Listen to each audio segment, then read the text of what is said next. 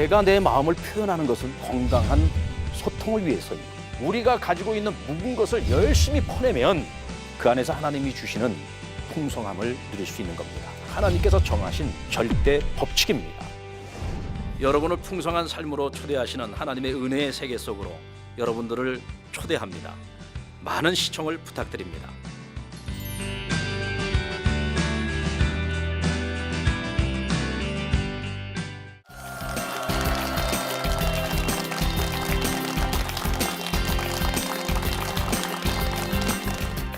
CTS 시청자 여러분 안녕하십니까?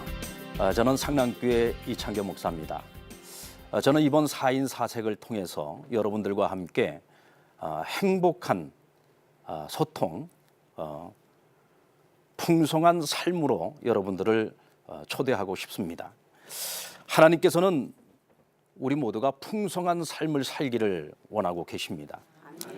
예수님께서 말씀하시기를 도적이 오는 것은 도둑질을 하고 죽이고 멸망시키려고 하는 것뿐이요 내가 온 것은 양으로 생명을 얻게 하고 더 풍성히 누리게 하려 함이라고 말씀하고 있습니다. 그런데 의외로 성도들 가운데 하나님을 믿고 섬기면서도 풍성한 것을 누리지 못하고 너무나 불행하게 살아가시는 분들이 참 많습니다. 그것은 우리가 풍성한 삶을 살아갈 수 있는 원리를 잘 모르기 때문이고 또 그것을 실천하지 못하고 있기 때문입니다. 저는 그런 의미에서 이번 4인 4색을 통해서 우리가 보다 더 풍성한 삶을 살아갈 수 있는 원리를 함께 배우고자 합니다.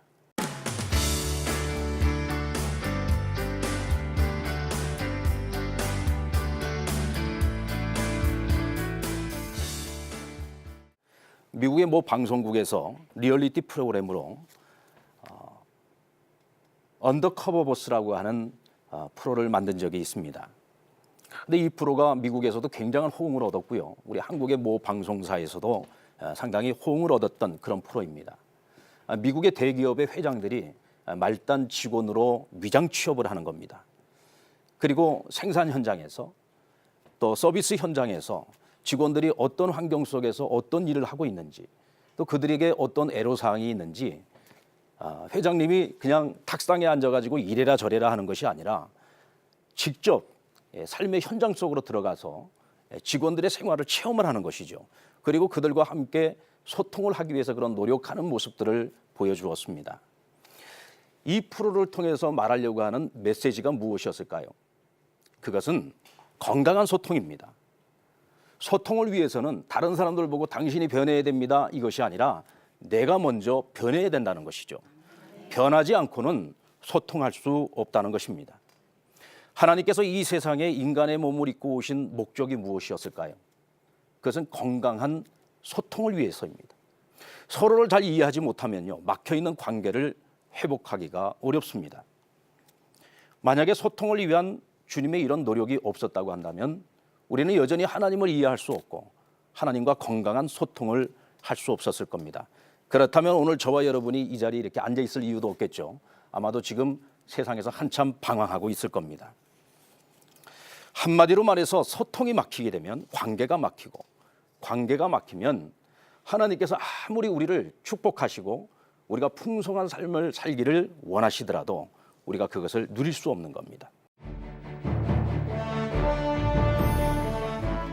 내가 내 마음을 표현하는 것은요, 상대방을 위한 배려입니다. 표현하지 않으면 상대방이 알 수가 없는 거예요. 건강한 소통은 적극적인 표현을 통해서만 이루어질 수 있습니다. 자, 건강한 소통의 원리, 첫 번째 원리입니다. 내 마음의 생각과 감정을 보다 좀 적극적으로 표현하셔야 됩니다. 사람들은 내 마음을 다른 사람들이 다 알아주겠지 하고 자기 마음을 그냥 마음속에다만 접어두고 표현을 못하는 분들이 의외로 참 많습니다. 그런데 내가 표현을 하지 않으면 상대방이 내가 무슨 생각을 가지고 있는지 어떤 마음을 가지고 있는지 알지 못해서 상대방을 오해하는 경우가 참 많습니다. 특별히 우리 가족들끼리도 그렇죠. 가족들끼리도 내가 자꾸 표현을 해줘야 우리 아빠가 지금 무슨 생각을 하고 있구나, 우리 엄마가 무슨 생각을 하고 있구나, 내 아내가 무슨 생각을 하고 있구나, 이걸 알아야 내가 어떻게 해야 될지를 알지 않습니까? 내가 내 마음을 표현하는 것은요, 상대방을 위한 배려입니다. 내가 표현을 해줘야만 상대방이 알 수 있는 거죠. 제 개인적인 이야기를 좀 말씀을 드리겠습니다. 저희 아버님은 군 생활을 오래 하셨습니다. 어린 시절서부터 아버님과 함께하는 시간이 굉장히 부족했어요.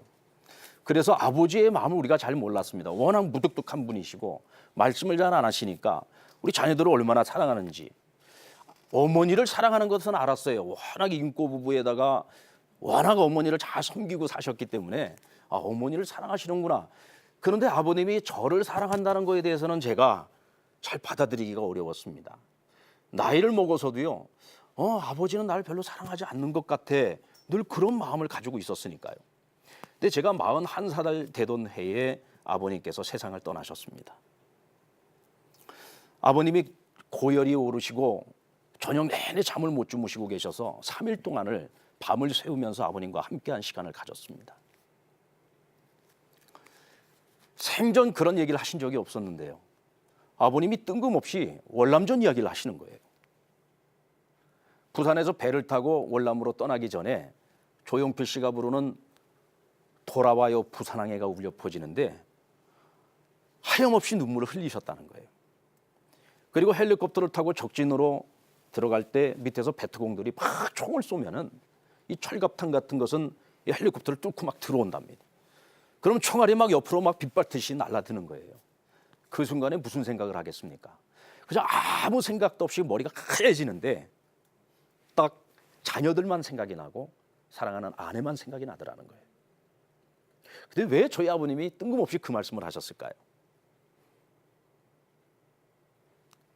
저는 그런 생각을 했습니다. 아버지, 왜 지금 이 순간에 그런 얘기를 하십니까? 한마디면 되는데요.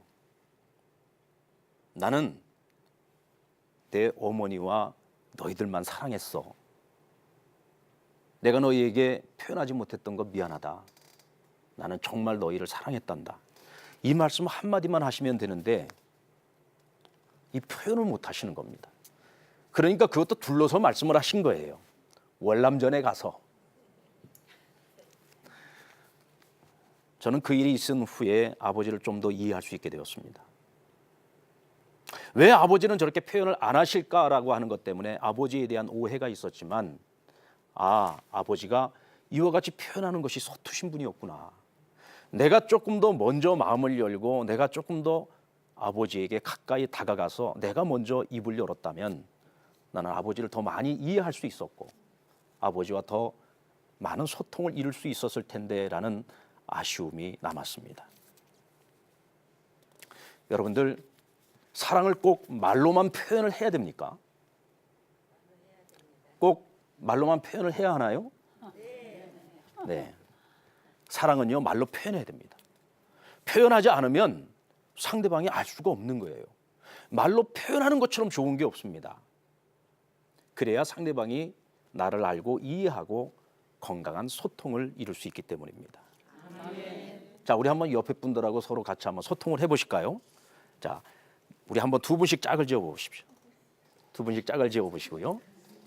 자, 서로 이렇게 한번 인사하겠습니다. 사랑합니다. 사랑합니다. 감사합니다. 감사합니다. 축복합니다. 축복합니다. 네, 이번에는 이렇게 한번 인사하겠습니다. 미안합니다. 미안합니다. 용서해 주세요. 감사합니다. 감사합니다. 여러분, 울리지 않는 종은 종이 아닙니다. 표현되지 않는 사랑도 사랑이 아닙니다. 자꾸 표현하셔야 됩니다. 아멘. 적극적으로 표현하셔야 됩니다. 아멘. 하나님과 소통의 도구가 기도라면 사람들과 소통의 도구는요, 대화하는 것입니다. 아멘. 경상도 남자들이 보면은 사랑한다는 말을 잘 못해요. 무뚝뚝하잖아요, 그죠? 예, 여러분들 남편들이 사랑한다는 얘기 잘 합니까? 예, 그런 분하고 사시는 분은 굉장히 행복하신 분이에요. 그렇다고 해서 남편에게 사랑한다는 말을 들으려고만 하지 마시고 여러분들도 좀 애교 있게 사랑한다고 남편에게 표현하시기 바랍니다. 아멘. 근데 이 경상도 남자들이 이 표현을 잘 못해가지고 이렇게 말을 하죠. 그냥 너 사랑해라고 한마디만 하면 되는데 네 내 맘 알제? 그러면 뭐라고 대답을 해야 돼요? 알제. 그러면 되잖아요. 근데 또 이렇게 대답을 합니다. 됐다 고마. 징그럽다. 그 순간에 대화 단절. 소통은 끝나는 겁니다. 받아들이십시오. 그리고 나도 적극적으로 표현을 하셔야 됩니다. 건강한 소통은 적극적인 표현을 통해서만 이루어질 수 있습니다.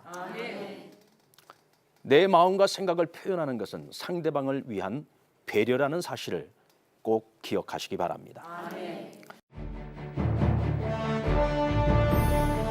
나쁜 것이 아닙니다. 서로가 다른 것입니다. 다르다고 생각하면 상대방 입장에서 한 번 더 생각하게 됩니다. 상대방의 입장에서 생각하십시오. 그리고 표현하십시오.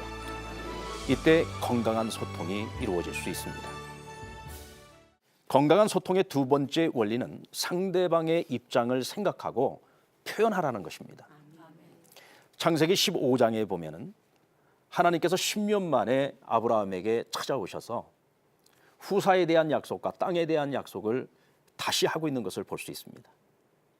이때 아브라함이 우리 집에는 자식이 없습니다. 그러므로 우리 집에서 길러온 다메섹 사람 엘리에셀에게 내 기업을 물려주려고 합니다. 그런데 오늘 이 말 속에는요, 하나님에 대한 원망이 들어 있습니다. 하나님, 제가 10년 기다렸습니다. 10년 동안을 오로지 그 약속 하나 붙들고 여기까지 와서 기다리고 있는데 아직 저희 집에 자식이 없어요. 하나님, 주님 자식을 주시겠다고 했던 그 약속이 어디로 간 겁니까? 10년을 기다렸는데요. 앞으로 더 기다리라고요? 라는 불평과 원망이 들어 있었던 거죠. 그런데 하나님께서는 그런 아브라함을 탓하지 않으셨어요. 책망하지 않으셨습니다. 아브라함을 데리고 장막 밖으로 데리고 나와. 그리고 밤하늘의 별들을 보게 하면서 아브라함아, 저 하늘의 별들을 헤아려 볼 수 있겠냐? 어떻게 저 많은 별을 헤아릴 수 있습니까? 그렇지. 내가 앞으로 너에게 줄 자손들은 저 하늘의 뭇별보다 많을 것이다.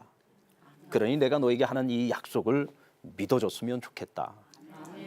그때 아브라함이요, 믿었다고 했습니다. 그리고 성경은 하나님께서 그런 아브라함을 의롭게 여기셨다고 했습니다.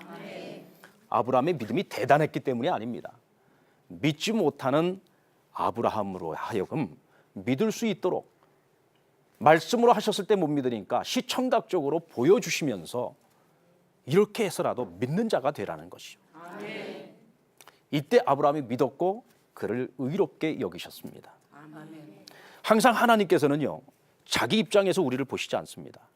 연약한 우리 입장에서 우리를 보시고 이해하려고 애쓰시고 눈높이를 맞춰주려고 애쓰시고 우리에게 어떻게 말을 하고 어떻게 표현을 해야 우리가 알아들을 수 있고 이해할 수 있고 믿을 수 있을까 고민하며 우리에게 표현해 주셨습니다.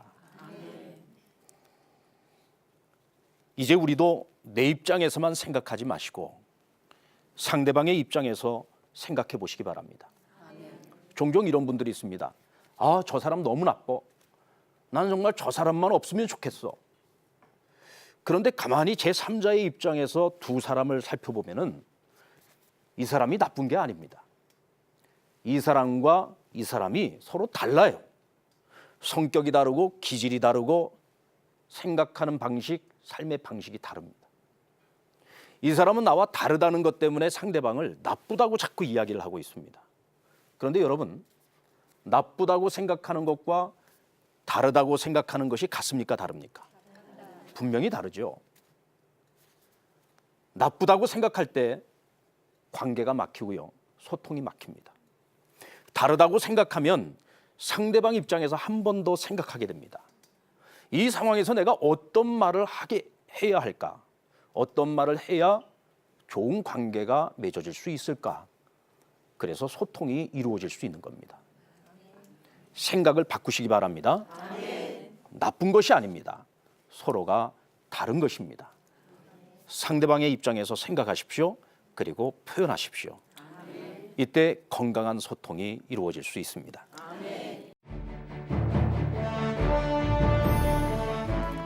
건강한 소통은요, 우리가 사랑과 배려와 관심을 가지고 한 발자국 더 다가갈 때 이루어질 수 있는 것입니다.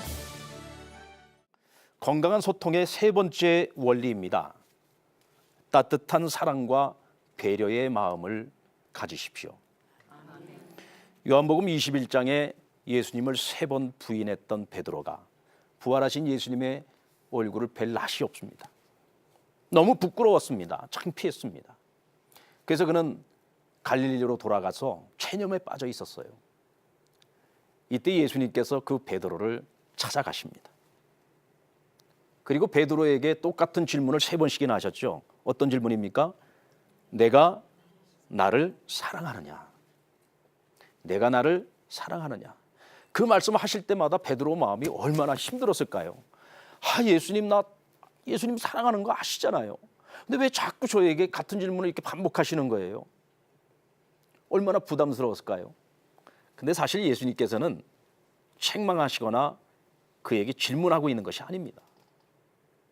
내가 나를 얼마나 사랑했는지 나는 알고 있다. 나는 네 마음을 다 알고 있어. 그리고 나는 너를 끝까지 믿는다. 비록 네가 실수했지만 그러나 나는 너를 믿고 있다. 그래서 너에게 큰 일을 맡기겠다는 겁니다. 그래서 내 양을 먹이라는 말씀을 부탁하셨던 것이죠. 저희 집사람이 교통사고가 나서 병원에 입원을 하고 있었던 적이 있습니다. 그래서 저희 장모님께서 저희 집에 오셔서 가사 일을 돌보고 계셨는데 어느 날 보니까 저희 집에 고구마가 싹이 자꾸 나오는 거예요. 먹을 수가 없는 고구마가 된 겁니다. 그래서 제가 그걸 다 모아다가 쓰레기 봉지에다가 넣어두었습니다. 근데 어느 날 보니까 저희 집 베란다예요. 하얀 스티로폴 박스에 흙이 잔뜩 담겨 있고 거기에 제가 버렸던 고구마가 다 심겨져 있는 겁니다. 그리고는 아침마다 저희 장모님께서 갔다가 물을 주고 또 햇빛을 보게 하고 사랑과 관심을 가지고 끊임없이 돌보는 모습을 보았어요. 그러더니 고구마에서 줄기가 막 나오고요. 이파리가 나오는 겁니다. 마치 화초처럼 예쁘게 곱게 자라는 거예요. 저는 도시에서만 생활을 했기 때문에 그런 모습을 처음 보았습니다. 굉장히 신기하더라고요. 그런데 어느 날은 보니까 아침 식탁에 고구마 줄기 무침이 되어서 올라와 있습니다. 그 고구마 줄기는 바로 베란다에서 자라고 있었던 고구마 줄기였던 겁니다. 만약에 이 고구마가 먹을 수 없는 것이라고 버려졌다면 한낱 쓰레기로 끝났을 겁니다. 하지만 저희 장모님께서 말 못하는 식물이지만 그러나 이 식물이 가지고 있는 생명을 보았던 거죠. 그리고 사랑과 관심과 배려를 베풀었을 때 그 고구마는 저희 장모님에게 맛있는 고구마 줄기 무침을 선물했던 거죠. 저는 그 모습을 보면서 저희 장모님과 고구마 사이에 일어나는 소통을 보았습니다. 사랑과 배려와 관심을 가지고 이렇게 한 걸음 다가갈 때 상대방도 우리에게 좋은 것으로 보답하는구나. 건강한 소통은요, 우리가 사랑과 배려와 관심을 가지고 한 발자국 더 다가갈 때 이루어질 수 있는 것입니다. 아멘. 여러분, 건강한 소통을 위해 적극적으로 내 마음의 생각을 표현하시기 바랍니다. 아멘. 상대방의 입장에서 한 번 더 생각하시고요, 표현하시기 바랍니다. 아멘. 따뜻한 사랑과 배려의 마음으로 한 걸음 더 다가가시기 바랍니다. 아멘. 이때 건강한 소통을 통해 관계에서 오는 풍성한 삶을 누리게 될 것입니다. 아멘.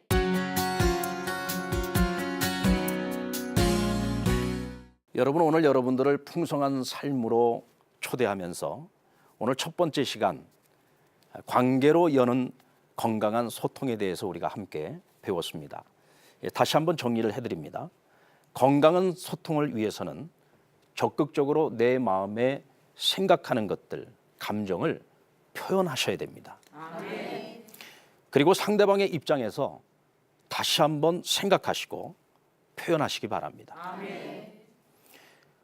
따뜻한 사랑과 배려의 마음은 사람의 마음을 움직일 수 있습니다. 이때 우리는 건강한 소통을 통해서 하나님이 우리에게 주시는 풍성한 삶을 누리게 될 것입니다. 이제 다음 시간에는 우리가 화목을 이루는 원리에 대해서 함께 공부하게 되겠습니다. 감사합니다.